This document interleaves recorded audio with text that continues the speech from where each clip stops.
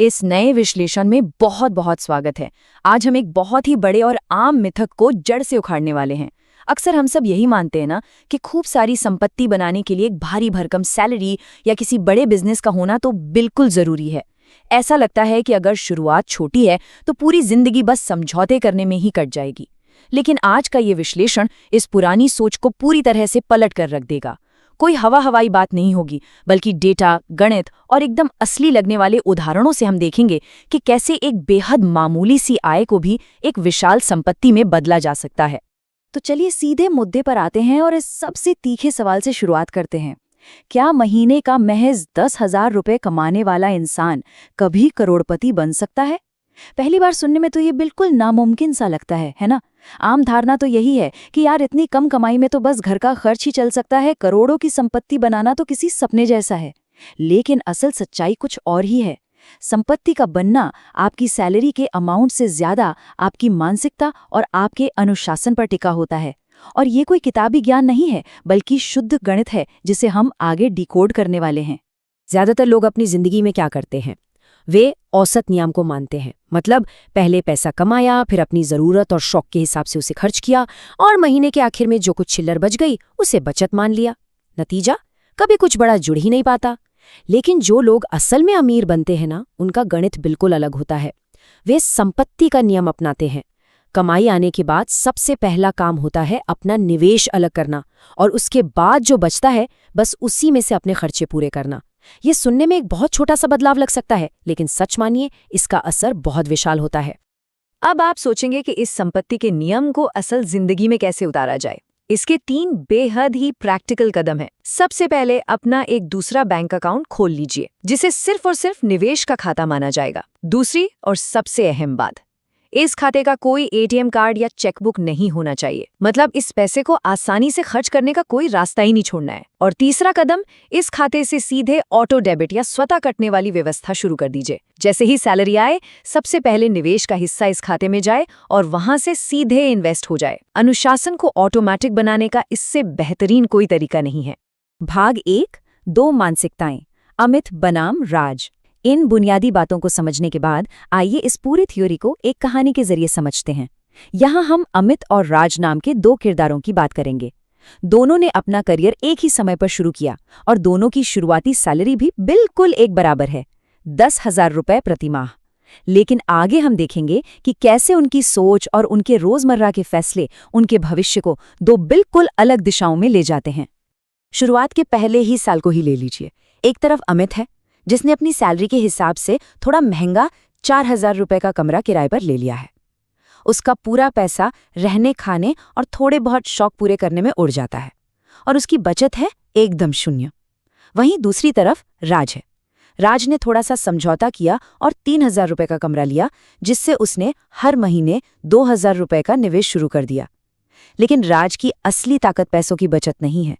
सुबह 9 से शाम 6 बजे तक की नौकरी तो दोनों ही कर रहे हैं, लेकिन शाम 6 से रात 9 बजे तक राज एक नया हुनर सीख रहा है। और सच मानिए, शाम का ये समय ही तय करता है कि भविष्य में विजेता कौन होगा। अब यहाँ एक बहुत ही दिलचस्प मोड़ आता है। 5 साल बाद देखिए तस्वीर कितनी बदल चुकी है। दोनों की आय बढ़कर 35,000 रुपये हो गई है। अमित ने सैलरी बढ़ते ही सबसे पहले किस्तों पर एक महंगी मोटरसाइकिल निकाल ली, क्रेडिट कार्ड से खर्चे किए और देखते ही देखते वो कर्ज के जाल में फंस गया।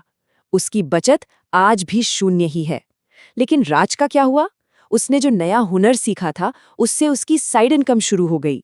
राज ने अपना काम इतना बढ़ा लिया कि उसने अपनी मदद के लिए 2 और लोगों को नौकरी पर रख लिया। आज राज की सैलरी और साइड इनकम मिलाकर उसके पास हर महीने 40,000 रुपये से ज्यादा का सरप्लस है, जिसे वो लगातार निवेश कर रहा है। और पूरे 20 साल बाद नतीजा सच में चौंकाने वाला है। अमित आज 1.5 लाख रुपए महीना कमा रहा है, जो कि एक बहुत ही शानदार रकम है। लेकिन उसके पास एक महंगा घर है, जिसका भारी भरकम लोन चल रहा है, गाड़ी की किस्तें हैं और इमरजेंसी के लिए कोई फंड नहीं है। वो एक भयानक मानसिक तनाव में जी रहा है। दूसरी तरफ राज को देखिए। उसकी आय आज 3 लाख रुपए से भी ऊपर है। उसके पास म्यूचुअल फंड्स और निवेश योजनाओं में 1 करोड़ रुपए पड़े हैं, 2 करोड़ रुपए की प्रॉपर्टी है, और सबसे बड़ी बात, उस पर 1 रुपए का भी कर्ज नहीं है। शून्य कर्ज। सोचिए, ये उस 10,000 रुपए की मामूली शुरुआत से बने दो लोगों के बीच का जमीन आसमान का अंतर है। भाग 2, अमीरों के सिद्धांत, सफलता के नियम। अमित और राज की इस पूरी जर्नी से एक बात शीशे की तरह साफ हो जाती है कि असली फर्क सैलरी का नहीं बल्कि हमारी मानसिकता का है। तो आखिर राज ने ऐसा क्या अलग किया? वो कौन से उसूल हैं जो किसी को कर्ज के दलदल से निकालकर वेल्थ क्रिएशन की तरफ ले जाते हैं? आइए अमीरों की मानसिकता वाले उन कोर प्रिंसिपल्स को डीकोड करते हैं। तो असल में सबसे क्रूशियल पॉइंट ये है कि हम अपने समय को कैसे देखते हैं।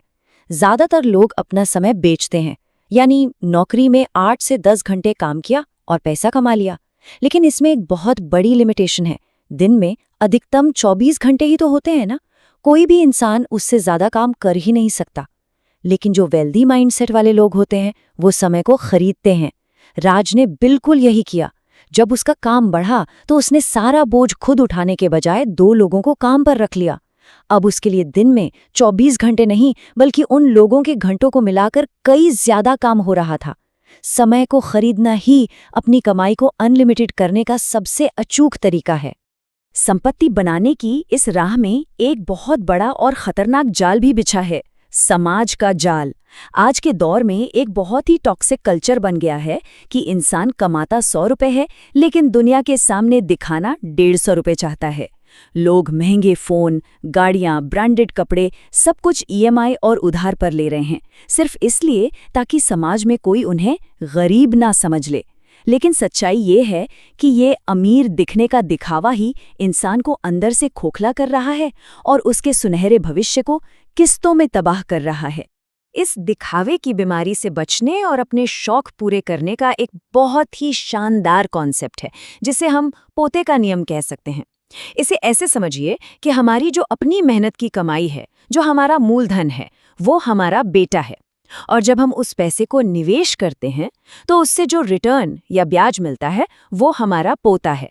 अमीरों का सीधा सा उसूल है, अपनी मेहनत की कमाई यानी बेटे को काम पर लगाओ, और जब भी विलासिता की कोई चीज खरीदनी हो, कोई लग्जरी गाड़ी या कोई ट्रिप, तो वो हमेशा पोते के पैसे से यानी रिटर्न के पैसे से खरीदो।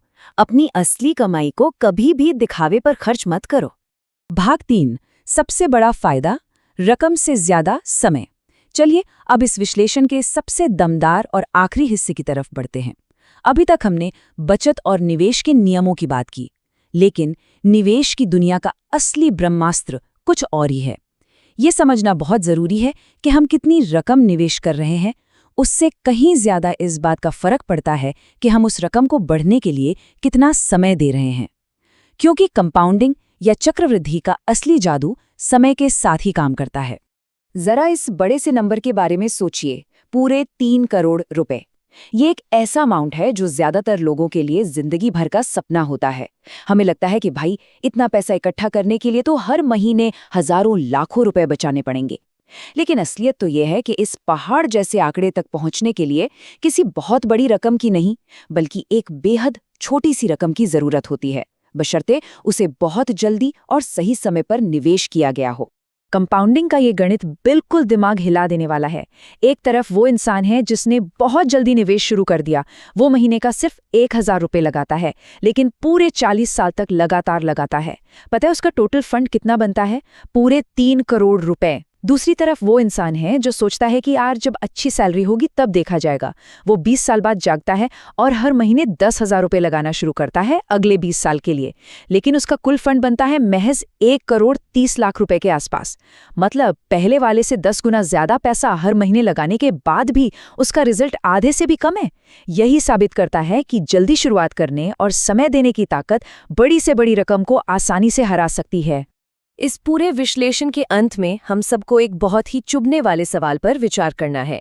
क्या हम आज कर्ज लेकर सिर्फ अमीर दिखना चुनेंगे या अनुशासन के साथ कल के लिए सच्ची आज़ादी बनाएंगे? वेल्थ बनाना इस बात का मोहताज नहीं है कि हमारी सैलरी कितनी है, ये इस बात पर टिका है कि हम दिखावे को चुनते हैं या निर्माण को। आज अगर कोई इंसान महज 10,000 रुपए भी कमा रहा है, लेकिन वो राज जैसी मानसिकता अपना ले, जल्दी शुरुआत कर दे, तो करोड़ों की संपत्ति बनाना उसके लिए कोई चमत्कार नहीं, बल्कि एक मैथमेटिकल गारंटी है। चुनाव पूरी तरह से हमारे अपने हाथों में है।